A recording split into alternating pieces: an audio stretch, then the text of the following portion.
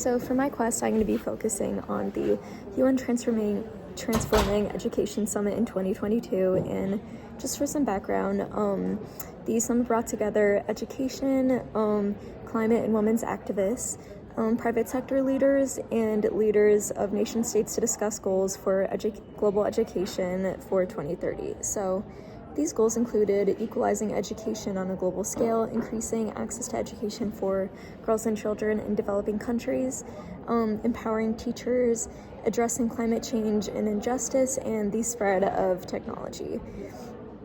So while watching this summit, I noticed a few discrepancies between the speakers' speeches, as both environmental justice and increasing the use of technology in education were mentioned as crucial goals for education in 2030.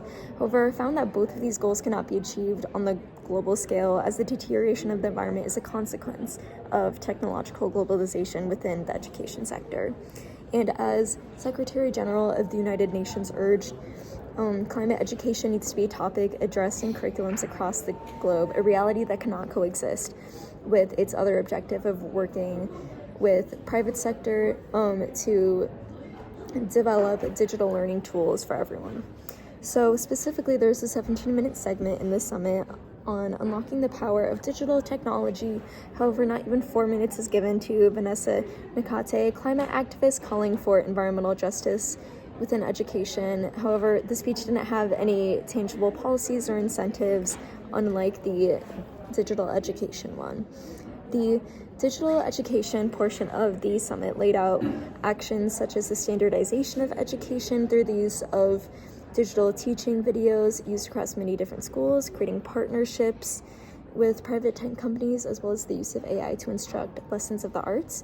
And these reforms are already happening across China, and if they spread to the global scale, it could be disastrous environmentally.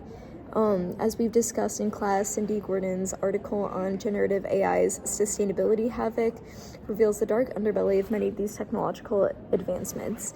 As AI instructors replace real teachers, massive amounts of energy and water are used, and the equivalent of the carbon of 5 cars is used for every AI model. Not to mention, the replacement of teachers for AI models works exactly against the very goal of teacher empowerment that the UN seeks to achieve. And Manfred B. Stigger also details how increasing technological consumerism and expansion create an unsustainable demand of resources, as partnering with the private sector for profit tech corporations economize education, not democratize it. Overall, I found that the climate justice and teacher empowerment goals of this summit were unrealistic and unachievable, while the loose demands made by the UN and the economization of education conversation that we've been having in class illuminates many of these realities for me, as instead of actual change being made for the sake of teachers and the environment, weak promises are expressed, and instead tech corporations and private actors profit to the detriment of both of these actors. So, reflecting on class topics of corporatizing education and privatizing education, depleting the environment for the sake of these advancements, I think that the UN Summit failed on many of these half-hearted goals, and it's just another example of how education and its globalization is increasingly becoming a business rather than a public institution.